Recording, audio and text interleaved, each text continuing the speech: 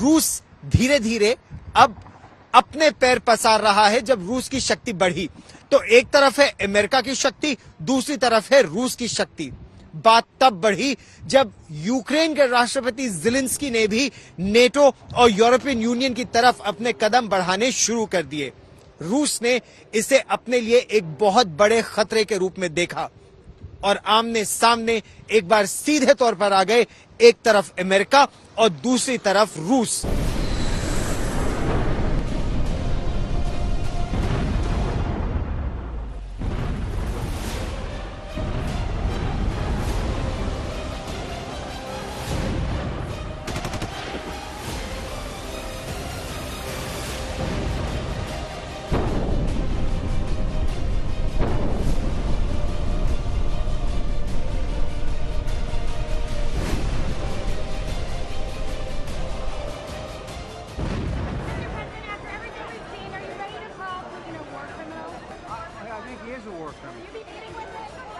नसीहतें थीं, अंजाम भुगतने की चेतावनियां थीं।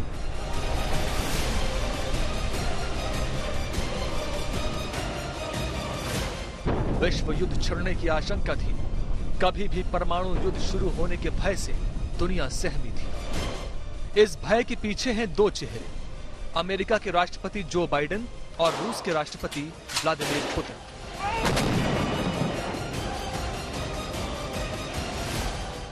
बाइडेन, जिन्होंने देश की कई सरकार में शासन और प्रशासन का अनुभव लिया, जिन्होंने इराक, अफगानिस्तान युद्ध को देखा, और दूसरी ओर पुतिन, जिन्होंने अपने 22 साल के कार्यकाल में हर बार एक जंग लड़ी और अखंड रूस के रास्ते पर आगे बढ़े।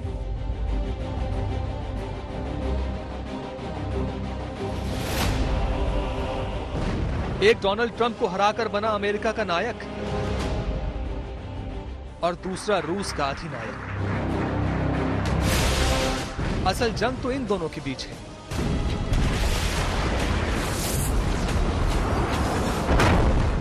अब इसे एक के सामने दूसरे की कमजोरी कहिए या फिर दूरदर्शिता की तमाम चेतावनियों के बाद भी युद्ध छेड़ ही दिया गया।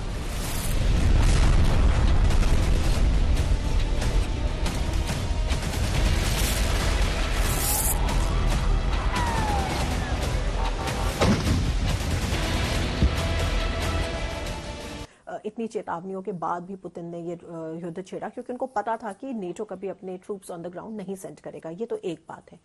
कहीं ना कहीं पुतिन को ये पता है कि इस समय वो ये ऐसा कर सकते हैं क्योंकि जो नेटो का जो मनोबल है या जो अमेरिकी मनोबल है वो ऐसा नहीं है कि वो एक्चुअली एक एक्टिव इन्वॉल्वमेंट करेंगे यूक्रेन को बचाने के लिए। पुतिन ने अमेरिकी सेनाओं को अफगानिस्तान से बुरी स्थिति में वापस लौटते देखा। अमेरिका को उसी तालिबान को सत्ता सौंपनी पड़ी जिससे 20 साल तक जंग लड़ी।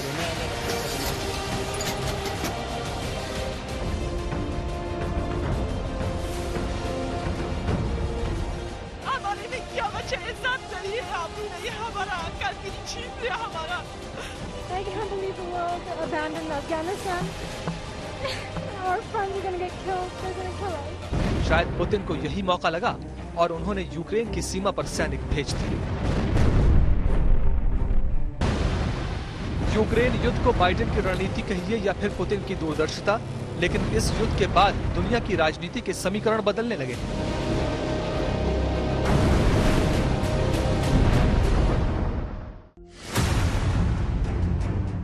रूस को युद्ध में चीन का खुला समर्थन मिल रहा है और अमेरिका ये नहीं चाहता। भारत इस युद्ध में किसी के साथ नहीं है और रूस के खिलाफ वोटिंग से दूरी बना चुका है।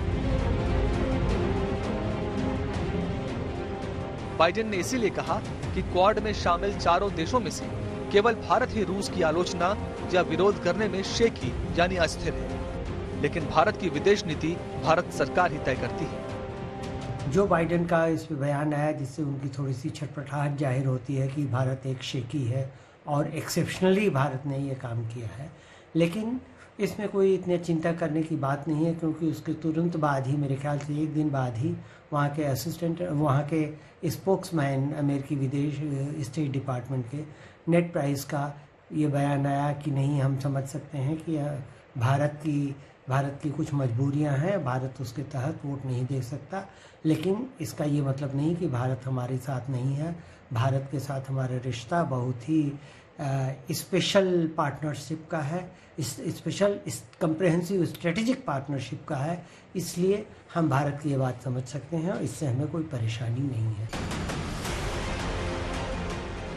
यूक्रेन के बहाने वर्चस्व की इस जंग में कई रंग दुनिया की राजनीति में अभी दिखने बाकी हैं। एक तरफ बाइडेन अपने हक में देशों को लामबंद करके रूस की सीमा तक पहुंचाना चाहते हैं, तो दूसरी ओर रूस अपने पुराने गौरव की जंग गर्व के साथ लड़ते रहने पर अड़ा है।